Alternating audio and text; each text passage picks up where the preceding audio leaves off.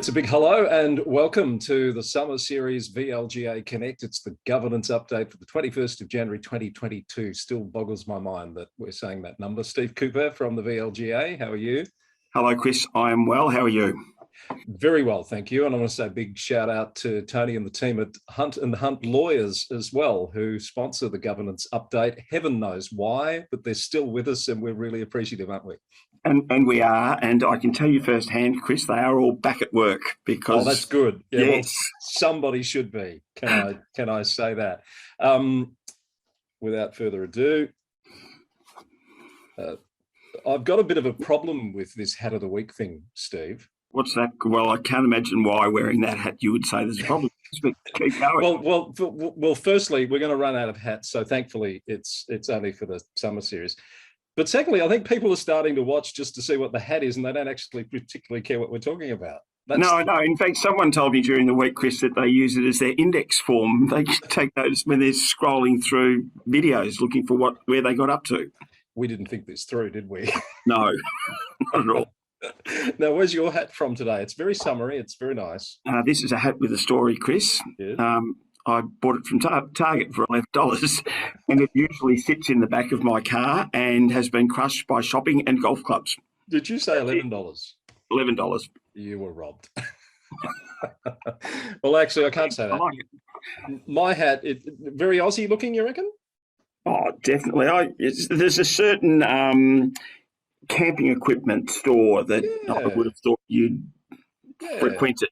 I thought I'd pull it out today because, all being well, I'm heading into the tennis, and it's going to be a 30+ degree day.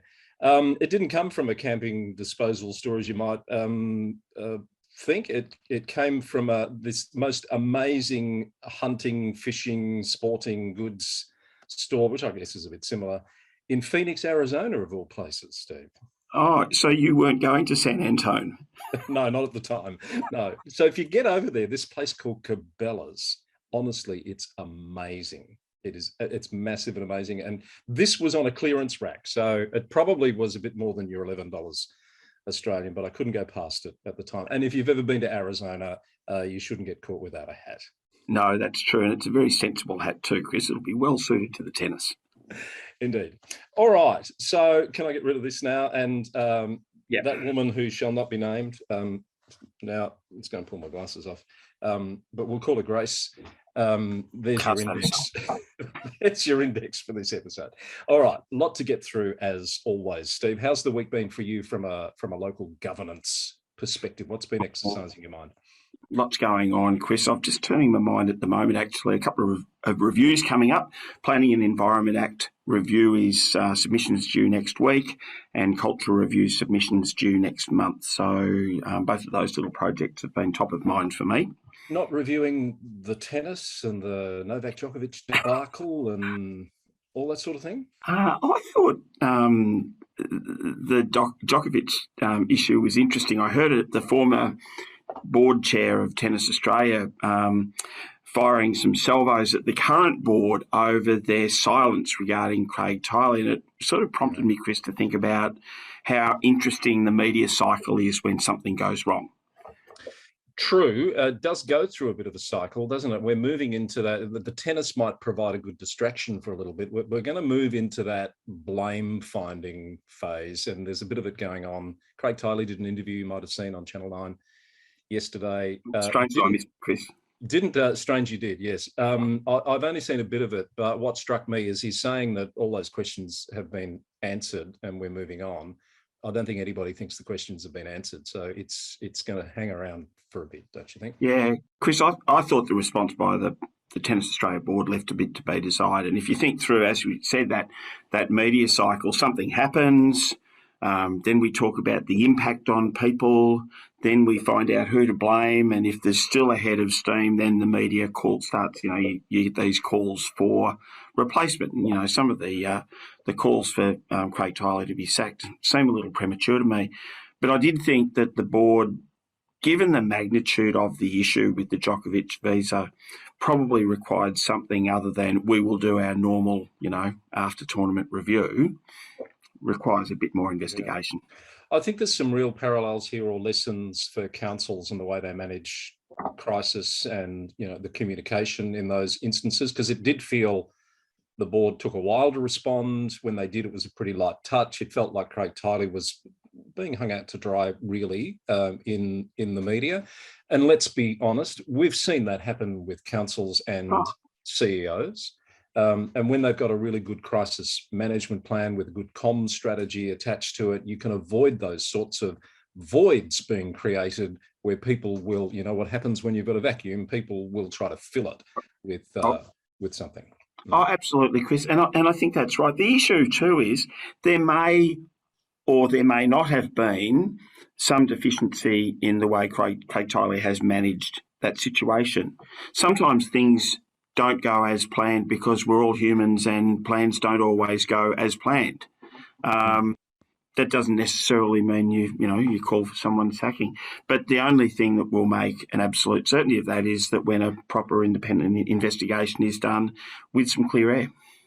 And it should also be pointed out that there's speculation that Novak Djokovic might be taking some sort of legal action. I don't know how you can sue a government for exercising its legislative powers, but but I'm not a lawyer, so let's see how that plays out. But that might be part of why people are responding the way they're responding. I think the other thing is Craig Tiley is very highly regarded, done an extraordinary job building this tournament up over many years. People allowed to have a black mark or a misstep in their records too? There's a bit of a history of black marks and missteps. Chris, you're going to ask me about my T-shirt. Well, I can't quite. Oh, yes, the Gettysburg T-shirt. Yes. You were going to wear that earlier, but you obviously felt there was a better opportunity coming. Well, in fact, the funny thing is, when I was going to wear it a few weeks ago, I wanted to talk about the Gettysburg Address. And all I'll say about the Gettysburg Address is it's famous and it's only 270 words. Yes. So the good thing about the Gettysburg Address is there's a message that brevity can be a good thing. There's a bit of a circuitous route here, Chris. I'm with you. I'm up for the journey, Steve. Okay. Gettysburg, Pennsylvania, beautiful place. Known really for the battlefield, and Gettysburg is what you would call the high watermark of the Confederate advance in the Civil War. So if you go back, the first battle in the American Civil War was fought at the Battle of Bull Run in July 1861. For 2 years, and actually think about the parallels here, a 2-year campaign could be pretty exhausting. Is that ringing a bell? Yes. For 2 years, over the next 2 years, the Confederate Army marched up the Shenandoah Valley and had a series of quite convincing wins. Can I just check you on one thing there? So 2 years, with or without social media, Steve? No social media. Oh, right. Okay, good. That's just, yeah. A little bit of reportage. I don't know if the Washington Post was about at that stage, but it got a bit of interest. And people thought, actually, the other interesting thing, when they fought Bull Run, it was a bit like, well, this is just going to be a dose of the flu. People thought that, in fact, the Union would win and we'd sort of go back to normal. The Confederacy marched up the Shenandoah Valley over 2 years, and in July 1863, the two armies accidentally kind of bumped into each other at Gettysburg. Right. Now, actually, shout out to my good friend and occasional business collaborator, Brian Moran, who grew up in Belfast. And Brian says to me that if you want to understand Ireland, you need to understand the Battle of the Boyne. I would say in a similar tone, if you want to understand America, a really good starting point is Gettysburg. So the two armies meet, and there is an open... At a particular address in Gettysburg? That's very funny, Chris. Go on, I'm listening. Yeah, the two armies meet across a field of about 1.5 miles apart. The Confederacy were in this big copse of trees, the Union on a bit of a ridge, Confederacy with 250 cannons, the Union with about 370, because the Union were very well resourced. And they skirmished for a few days, for a couple of days. There was some fighting, but they hadn't actually met. Now, if I can just jump in, folks, we will get to some local government news in a moment. Sorry, Steve. We're getting to the business end, community Chris. Service announcement. Proceed. We're getting to the business end. Day 3, in the way that Americans fight wars, they just bombarded each other for 90 minutes with cannons. Yes. And eventually the cannons sort of petered out. And Robert E. Lee the US general thought, aha, we've got them. And he ordered a colonel called Pickett to take his men and charge across the field. Right. And it's known as Pickett's charge. Uh-huh. Guess what? What? They had plenty left. So Pickett's charge was a disaster. And Pickett never forgave Lee. Lee offered his resignation to Jefferson Davis, and Jefferson Davis refused to take it. Said, you just made a mistake. Oh. And I suppose the point that I was sort of coming to, Chris, is that, sometimes leaders just make mistakes. Now, it became a bit more catastrophic. The other thing was the North were getting exhausted, and there wasn't a great deal of support for the war, and historians speculate what would have happened if they'd lost. The next day, Vicksburg on the Mississippi was surrendered to Ulysses S. Grant after a very long siege. So there were issues for the Confederacy that emerged, and get this, about supply chains. Oh, wow. Because if you can't get your supplies up the Mississippi, you're not going to feed your army. Rats. Yeah, PCRs, all sorts of things. So I just meant rats. That's, that was a real turning point. But no one at that time would have known it was a historical moment. And a few months after that, yes, there was the Gettysburg Address. So lots of parallels with Gettysburg, I suppose, about leadership and responses of leaders to leadership, if you like. I agree. That's really good. Thank you, Steph. I've actually learned something today. I'm embarrassed to say that I've never really gotten into the detail of that before. I would just say, Chris, if anyone goes to the States, if you go to one battlefield, go to Gettysburg. And it's a particular address in Gettysburg, isn't it? Not to labour the joke too much. Oh, no, the Gettysburg Address was given by Lincoln. He was the support speaker at the dedication of the military cemetery, if you like. He wasn't even the main speaker. I did know that much. I did know that. There you go. You were just banging on about an old joke there, weren't you? Yeah, I was. I was having a second go and waiting for it to somehow link to Hamilton. But that's a different period in history. No, I could talk about guns and ships, but that would be a different... No, let's not go there. Different war. Let's move on to some actual local government news. Yes. Well, actually, let's not. Just very quickly, you raised with us last week one of the first, I think, to highlight that the new Domestic Violence National Strategy Plan was out there for consultation for a mere period of 2 weeks. You started an uprising, Steve. Did you notice? I wouldn't have thought that I started an uprising. We did happen to mention it, and it certainly got ahead of steam. I would hope because people across the nation thought that 2 weeks is not enough, and that's now been extended by another fortnight for people to comment on the draft national strategy into domestic violence. Very good. All right. An extra 2 weeks is something, I guess.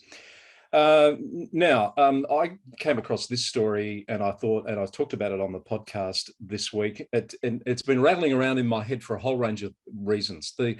Would you believe it? The 2 mayors of Albury and Wodonga, the border cities, are also breakfast radio hosts. That's their day job. And most councillors and mayors have a day job.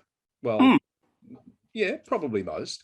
And they don't normally feel like they have to step out of that job to be able to do the role of a councillor or a mayor. More mayors do, obviously. In this case, some people are calling into question their role as breakfast radio presenters. They're not current affairs, hard-hitting journalists, I don't believe. But some are suggesting they can't do both. You've come across this story? I saw the story, and thanks for raising it, Chris. It's a really interesting one too, over that kind of blurring of journalism and opinion writing. There's been sort of similar issues. You might recall some years ago, Tim Lane, the broadcaster, actually resigned from a particular media outlet because Eddie Maguire was going to be calling Collingwood matches. While he was president of Collingwood, James Brayshaw calling North Melbourne matches while he was president of North Melbourne. So, how can you offer an impartial view when, are you part of the story or a watcher on the balcony? Yeah. Good point. There's lots of precedents for this. Basil Zemplis is the obvious current one. He's the Lord Mayor of Perth. He's a Triple M Perth breakfast presenter and does sports on, I think, 4 nights a week on Channel 7 in Perth. So he's got a very full schedule. I think there was some similar discussion around those roles when he ran for Lord Mayor and was successful. Yeah, and it's an interesting one too, Chris, because in a sense, the conflict occurs on the media side, and whilst we might bang on about ethics and conflict of interest in local government, there is quite a specialty around the ethics of media, and Dennis Muller has been the commentator who's been most vocal on this, and Dennis writes and thinks really well, and I would just say anything he says needs to be treated with some respect. Yeah, so for their part, I noticed Kylie King, the Mayor of Albury, Kev Polton's the Mayor of Wodonga. They were quoted in that ABC story as saying that they would probably separate out the Albury-Wodonga issues, and one, the Albury Mayor wouldn't be covering Albury issues, the Wodonga Mayor wouldn't be covering the Wodonga issues. Is that enough in terms of a boundary or a... I find it a really hard one, Chris, because people have a right to make a living. But equally, you'd have to say it's not ideal. There is always the possibility of some coverage being compromised, if indeed part of the remit of those shows is to talk about local council affairs. Yeah, so I haven't heard their program, and I assume they have a separate news service that would be doing the more newsy stuff, and it might be that they don't choose to go there when they have controversial issues, but be an interesting one to keep an eye on as both of those councillors move through a term as mayor. Yeah, I agree, Chris, and really important that however they choose to manage the conflict, that people understand, and there's some transparency around that. Yeah. Conduct of councillors has been big in the news this week, Steve, particularly out of Queensland. We've had 3 stories. We don't need to talk about all of these. Livingston Shire, 3 councillors found guilty of misconduct by Councillor Conduct Tribunal. 2 are fighting it. One's accepted the outcomes. Now, that was particularly about meeting with developers in relation to a live application that hadn't come before the council for a decision without any officers present, was the crux of it. And contrary to a policy, Chris. So yeah. And the other one is the Mayor of Cloncurry, who's also had a misconduct finding over engaging a contractor, which placed him in a position of conflict, I believe. My understanding with the Cloncurry one is that he didn't declare a conflict of interest in relation to the appointment of a contractor who had performed a significant amount of work in his own business. So there was a business relationship with someone who was then appointed through a tender process by the council. It got a bit messier too, Chris, because I understand the contractor gave the councillor an invoice to convey to the administration. Oh, dear. And one can only wonder why anyone would choose to do that. The councillor said that, in his defence, the rules regarding these sort of indirect or perception of conflict is unclear, and that's the defence, which I would think is just, again, with just a bit of self-interest, a good reason why regular conflict of interest training should be undertaken, because would a reasonable person think that his decision might be swayed by his personal relationship with that contractor? Yeah, the thing for me here, agree with all of that, is that, the legislation might be a bit different to other states, Victoria in particular. The integrity regime might operate a little bit differently, but these principles, these issues are common, and they're coming up everywhere, and there's lessons for everyone. Oh, absolutely. And again, the challenge, Chris, is, no one rings a bell in advance and says, you're going to get yourself inveigled into a, conduct issue here. It's just around being constantly alert to it. And in those cases, those councils are attracting national media attention of a kind that those councils probably would prefer not to be getting attention. No, there's no other reason for Cloncurry to be getting that sort of attention, Chris. Yeah, but if they do something really good, I'll cover it on the local government news roundup. Unfortunately, I'll be covering this because that's the news. Of course you will. We'll leave that one there. I do note that in terms of managing interests, conflicts, etc., the Geelong Mayor, Stephanie Asher, has taken a leave of absence from this week right through until May, which is basically signalling that the federal election could be any time between now and then. And the Deputy Mayor, Trent Sullivan, has stepped up for the period of the absence to take on those duties. Props to Councillor Asher. It would be very difficult in that mayoral role not to cross some sort of line over whether you're being the mayor or you're being a candidate. The electoral system is back in the news too this week, Steve. I'm sure you've seen this Andrew Bogut story about a letter he's received from the VEC, a standard letter. I've seen the letter that he posted. Just a side note, if anyone from the VEC is listening or watching this, can you just check that letter? Because there's a few basic errors in there that you could tidy up and the letter would flow much better. That's the end of the advice. But anyway, the issue here is about a proper authorisation of political messages. Oh, hasn't and Mr. Bogut seems to think it's some sort of personal attack. Have I summarised that? I'm sorry, Chris, I interrupted you, but absolutely, and targeted. He thought he was, and that has just got ahead of steam. That there's people making commentary suggesting that those in government are influencing the VEC to act accordingly, like a lot of ill-informed commentary over the actions of the VEC, which I suspect you and I have got a different view. Well, it's surprise. I'm not so sure. I've been surprised about some of the ill-informed commentary that's followed on from this, because I thought, what's going on here? But it's just enforcing the procedures that everyone who's just run for council knows all about. And I thought the statement that came from Warwick Gately was very measured but very appropriate. So I'm not sure where our view might differ, Steve. No, I'm saying I think you and I would have a different view to that social media commentary. Oh, I'm with you. You and I are a unity ticket, Chris. Right. I mean, my take is we've been through a series of elections in recent years where electoral misinformation is a topic. Yes. A very live topic. And as I saw the statement from Warwick Gately, the Electoral Commissioner, the purpose of this requirement to authorise electoral comment is to give people some satisfaction and comfort regarding where electoral comment is going. Now, if someone like Andrew Bogut has a very public platform and suggests that people not vote for particular individuals, that would be electoral comment. Yeah. With rights come responsibilities, and it applies to everyone. And my take would be that if the Electoral Commission receive a complaint, they'll investigate it. Now, if someone has 10 followers and makes such a comment, it's unlikely that the Electoral Commission will ever hear about it, and probably it's not an issue. But the bigger the platform, the more likely you are to be picked up. And what concerns me, and we've probably already said this in a way, he's been on 3AW. There's been some pretty high profile people getting behind his messaging here. I noticed some of those tweets have been deleted because I think perhaps they've gone away and had a look and realised actually what the issue is not what Mr. Bogut is claiming it to be. Yeah, let's be clear. The VEC is an independent agency tasked with enforcing an act of Parliament. They don't get a choice. They're independent of government. I think the notion that there's any sort of influence there, unless someone comes up with some really hard evidence, needs to be treated as rubbish.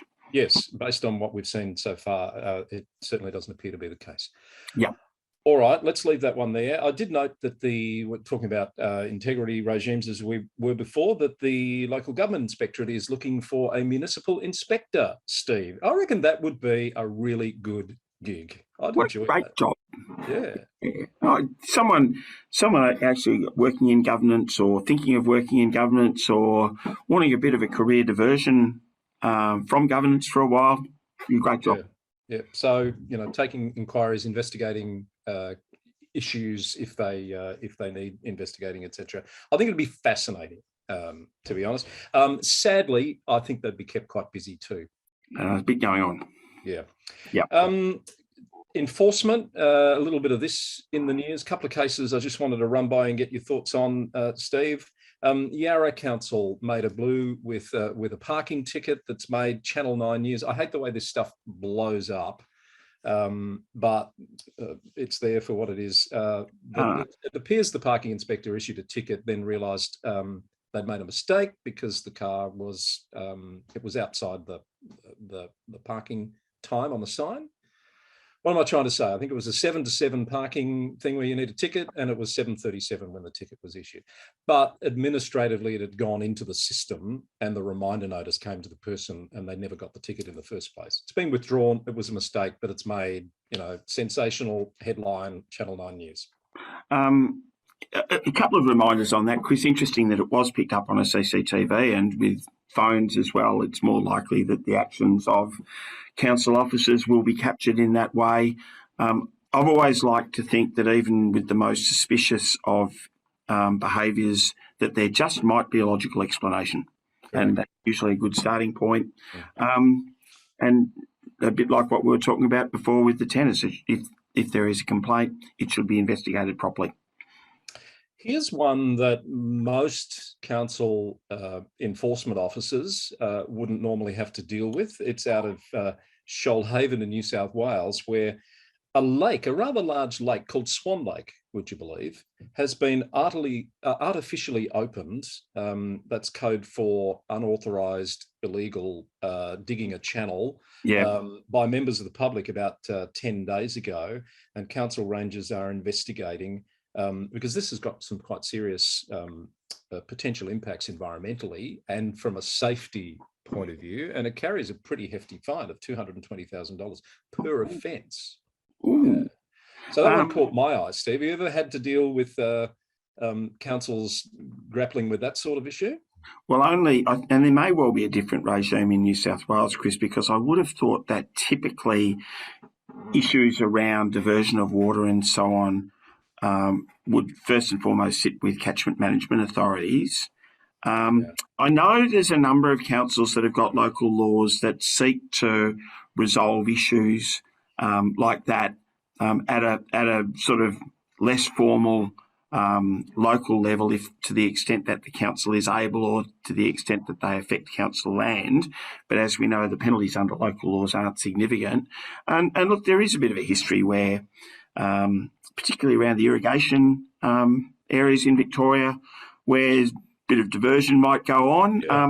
Actually, people ought to be pretty careful too, because there's a significant body of common law around riparian rights and obligations and the impact of diverting water. So, beware on that topic. Interesting one. I want to get to some announcements from this week. There's been some appointments worthy of note, but first, you've got some news about the big Fast Track Day coming up in March. You've got some speakers being locked in, Steve. We have, Chris, indeed. And we'll be doing some social media about Fast Track on the 18th of March. Some fabulous speakers. The Minister will open the day with. We've locked in Professor Anona Armstrong from Victorian University, Professor Andrea Carson from La Trobe Uni, Professor Liam Smith, Dr. Sandro De Mayo and Kathy Henderson, CEO of Moreland. So cracking panellists. Absolutely. And there is going to be a bit of a fun event at the end of the day, Chris. So 18th of March at the Park Hyatt in Melbourne. Keep an eye on your social media. Mayors, deputy mayors, councillors, get your registrations in. So Professor Armstrong in particular was involved in informing the cultural review. That's right. Excellent. Yep. So we'll talk about the cultural review. We'll talk about trust in government, and we'll talk about strategic communication and behavioural science. That is a fabulous lineup, Steve. Well done. And there's more to come, Chris. Excellent. There will be more to come. So 18th of March. A few notes before we wrap up. Firstly, I want to congratulate Wayne O'Toole, who this week was appointed CEO at Bullokeshire. Congratulations, Wayne. Yeah, long-serving director at Bullock, Wayne O'Toole, and nice man. And I would echo that. Good luck to Wayne. And I think about 7 years prior to Bullock at Mount Alexander. So a good appointment. It was in the role on an interim basis for a little while and then swapped with Hannah Yu, and ultimately has been successful. At Yarriambiack, we bid farewell, so long, and thanks for all the fish to Douglas Adams reference there, to Jesse Holmes, who has finished up at Yarriambiack, and Tammy Smith, congratulations, has been appointed as acting CEO for the time. Yeah, good luck to Tammy and Jessie Holmes. Sadly missed, and I did see on LinkedIn some tributes to Jessie from people who know the caper and know her capabilities. So yeah, yes, that was nice. And she did just quietly say to me, she still loves local government. Don't be surprised if we see her back at some stage. And I do hope that's the case. Another ex-local government person done good is Joe Murdoch, former director and manager of long-standing at a few councils, I think, Steve. I think you know Jo. I certainly crossed paths with her some years back along the communications track.